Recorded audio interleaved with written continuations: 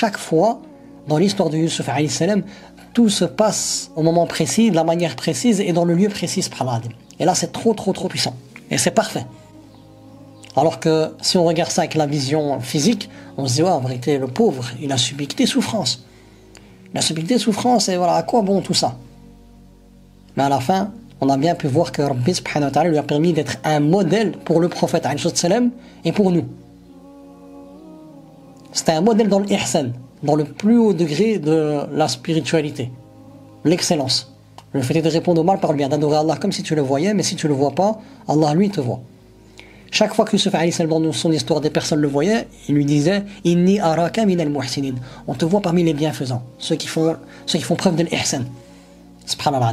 Donc c'était un modèle. Même le prophète alayhi salam, à la 20e année de la révélation, quand ils ont conquis la Mecque, quand il est arrivé auprès de son peuple qu'il a torturé, etc. à la Mecque, il a repensé à l'histoire de Yusuf alayhi salam et il est rentré modeste. Et il a pardonné, comme Yusuf alayhi salam a pardonné à ses frères. Pourquoi? Parce que comme Yusuf alayhi salam, il savait que tout ce qu'il a subi durant les 20 premières années de la révélation, ça a été les éléments qu'Allah a choisis, les ingrédients, les éléments qu'Allah a choisis et qu'il a planifié de la meilleure des manières pour le ramener à cette posture dans laquelle il est. Et c'est pour ça qu'il est rentré prosterné à la Mecque, en remerciant Allah et en disant que celui qui est dans sa demeure, il est en paix. Celui qui est dans la demeure d'Abu Sufyan, qui était le chef de Quraysh, il est en paix. Celui qui est dans la Terre Sainte, il est en paix. Et là, c'est trop puissant. Et là, c'est trop puissant. Et nous, ce paradigme, quand on fait le parallèle avec nos vies, moi, hier, je commence à réfléchir. Je dis, Suleiman, voilà, c'est quoi les ingrédients qu'Allah il a choisis pour toi dans ta vie? Et puis j'ai mis, voilà, les opérations, l'handicap, les moqueries des gens, ça, tous les éléments. Et après, voilà, je médite sur la planification de ces éléments-là.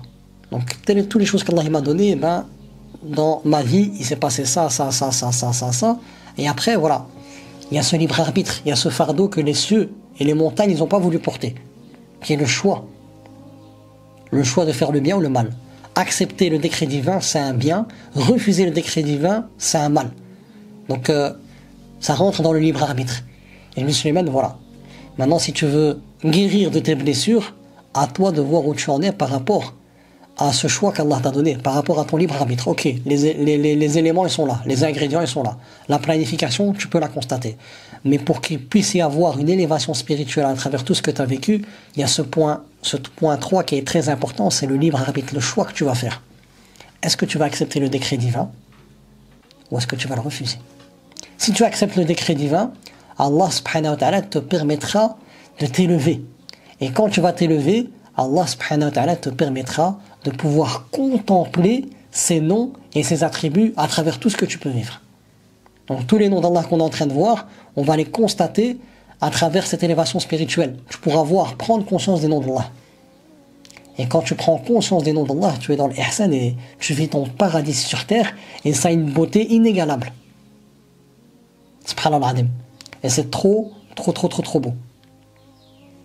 Donc j'espère que par la grâce d'Allah subhanahu wa ta'ala, ce que je vous ai dit là, ça vous permet un peu de pouvoir réfléchir et de pouvoir faire la même chose à la maison. Donc ok, je mets un élément, ingrédient, c'est la même chose.